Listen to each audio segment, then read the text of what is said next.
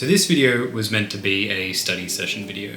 However, because I haven't uploaded for the past couple of weeks, I decided instead that I would do a study vlog. Now, for those of you that have been watching my study session videos, I did just want to start off by apologizing that I haven't uploaded for the past couple of weeks. And in this video, I do kind of want to go over why that is exactly. So ever since I came back from my trip to Japan a couple of months ago, I've been struggling a lot with motivation, especially when it comes to studying. Now, I did mention in a previous study session video that I'd been speaking to my doctor and they recommended that I get tested for ADHD. Now, unfortunately, due to the costs of ADHD tests here in Australia, it is something that I still haven't done yet, but I have actually taken an online ADHD test. Now, I don't know how accurate these online tests are, but these are the results that I got, which were a little bit alarming to say the least. And if they are accurate, I guess that does explain a lot when it comes to my tendencies to procrastinate and have that really strong lack of motivation. Now, it is something that I'm going to strive to overcome, especially during 2024. I do want to try and make this my most productive year yet. However, at the moment, it kind of seems like it just takes one bad thing to kind of ruin my day. Like, just one thing can just sort of sit in my head and kind of just put the whole day. But it is a little bit hard at the moment, and the reason for that is because it does kind of feel like it just takes one bad thing to happen and my whole day kind of gets affected by it. Like, one negative thing just kind of sits in my head all day. Now, another thing that has been sort of hindering my motivation to study at the moment is that when I was away in Japan, obviously I wasn't really studying too much when I was there. And because of that, my Anki decks have backed up quite a lot. There's a lot of review cards on there that need to be done, and just the thought of going through it all and how long it's going to take me to bring those all back down. So as I'm back to kind of like a normal review period, it just feels a bit overwhelming and it's kind of put me off track a bit. So as you can see here, there are quite a lot of Anki reviews that I need to do. Just the thought of having to run through all of these is a little bit overwhelming at the moment. Now, this is largely due to a negative mindset that I have, where I kind of think that, well, I only have this long to do something and it might not be enough time to finish it, so why bother starting? Now, I am trying to change this mindset and think, well, instead of I have this amount of time to do it and I can't finish it, but how can I spend that time in a good way, in a productive way? Now, in total, it's probably been a little over a year that I've been actively studying Japanese almost daily. Now, I've got to say, I probably haven't learned anywhere near as much as I hoped I would have by this time. Now, I think one of the main contributing factors to that, other than my lack of motivation and tendencies to procrastinate, is that I've been trying to use too many different resources to study Japanese. So this past year, some of the resources that I've been using are textbooks, which I do find to be a little bit too boring. Although they are very useful for learning things like grammar and just practicing reading and writing, I don't feel that they are very good for me, just because it's easy to kind of get a little bit bored of what I'm learning and kind of not want to continue doing it. I've also tested a lot of miscellaneous applications on my phone as well for learning Japanese, such as Duolingo, which I highly do not recommend when it comes to Japanese.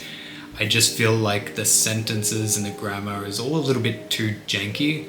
I don't know what it's like for other languages, but for Japanese, I found that some of the sentences just didn't make sense. Or they could make sense with how Japanese works on a context base, but then when you enter it in, it just doesn't work and you get an error for it. I've also tried using a couple of other apps such as Drops, which is pretty good, but it's a little bit basic, I think, and Memrise, which I feel like I just didn't click with it for some reason, although I did think it was good, but it felt a little bit slow. Some of the main apps that I've really liked have been Pimsleur, although the one thing about Pimsleur is, although I do think it is a very good app when it comes to wanting to practice listening in Japanese, it is very expensive, and I don't think that the cost Are you right? You're just gonna sit there and scratch that now, aren't you? Hey? Yeah, you're just gonna scratch that? Oh, you wanna come over now, huh? Oh. Yeah, what? You're done scratching, now you just wanna go, huh? Alright, go on.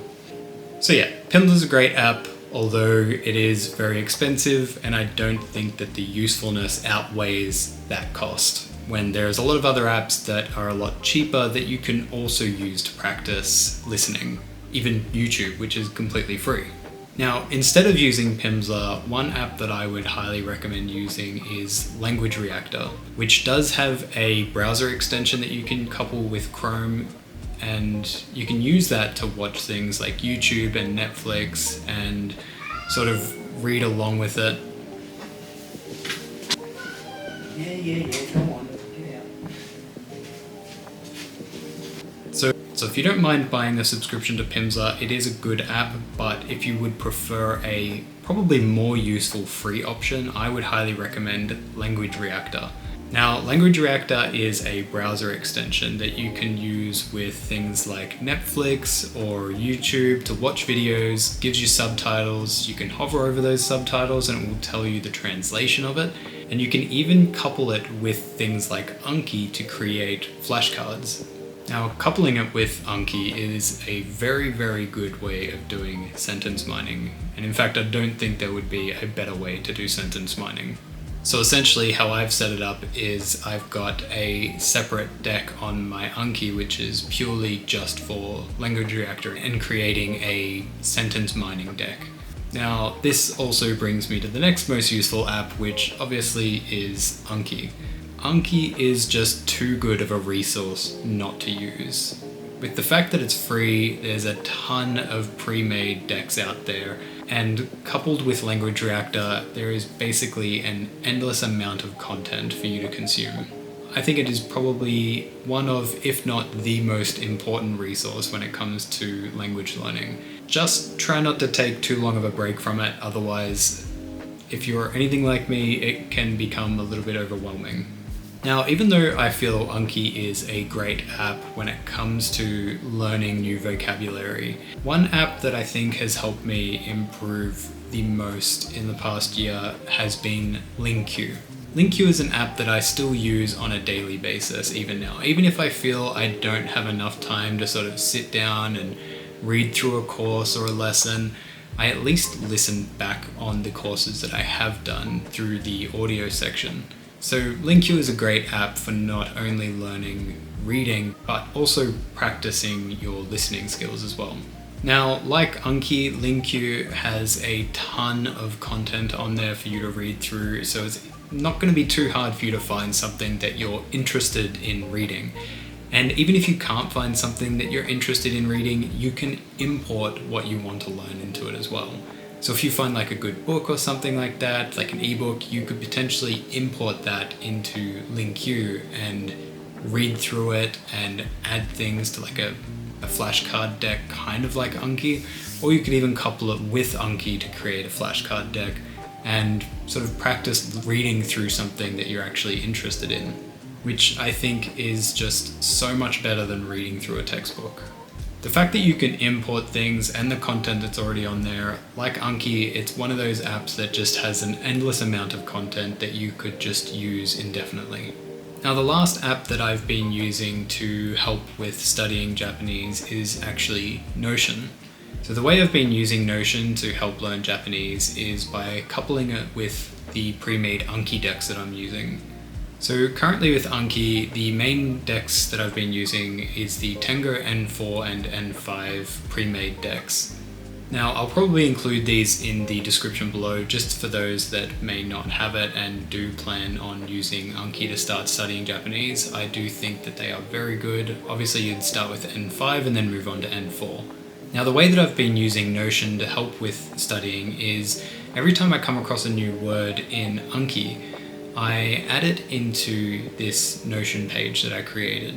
So I created one for each deck and I add them in here, and for the kanji that I don't know, I put a little yellow comment on it. And then all I have to do is click on that comment and it'll give me the hiragana reading of it as well as the English translation. Although if I already know the English translation, I'll just include the hiragana reading just so as I can at least tell what that word is. And then what I do is to review my Anki decks, other than reviewing inside of Anki, is I'll actually use Notion to review them. And when I come across one of those comment words that I don't know the meaning of, or I don't know the reading of, and then I'll write that down into a notebook. And then I'll write it over and over again until I've memorized it essentially. I feel like when it comes to kanji, I struggle to remember them just by using Anki.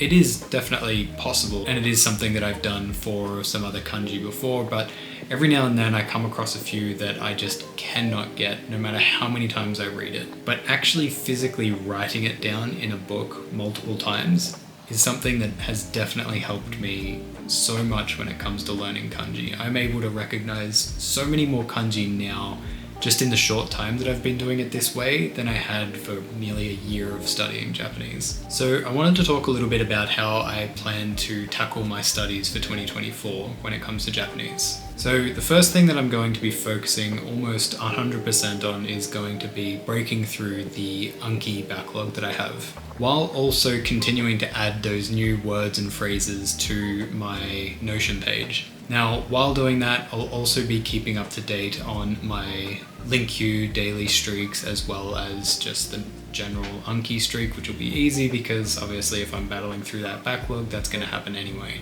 Now, once I've fully gone through the Anki backlog, I will be then using the Notion page to also practice the kanji by physically writing them out. All of the ones that I don't know, I'll be just writing over and over again until I get them.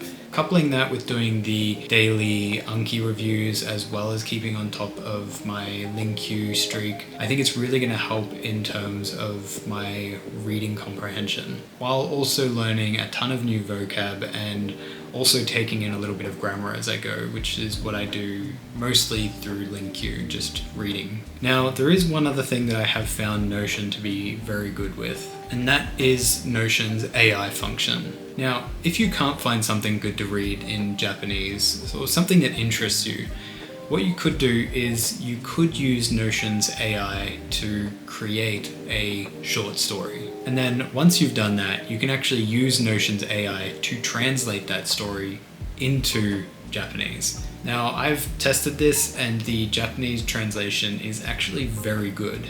It's much, much better than something like Google Translate, even though that has gotten a lot better in recent years. The Notion AI language translation does seem to be very accurate. So using Notion's AI could be a way to create content that you're a little bit more interested in reading. So that was pretty much everything that I wanted to cover in this little vlog today. I again apologize that there hasn't been a study session videos for those of you that have been watching them, but I do plan on uploading one on Friday, so I hope to see you all then. Now, I would also like to hear your thoughts on today's video as well. If you like this video and you would also like to see more update videos in the future that are like this, please let me know in the comments section below.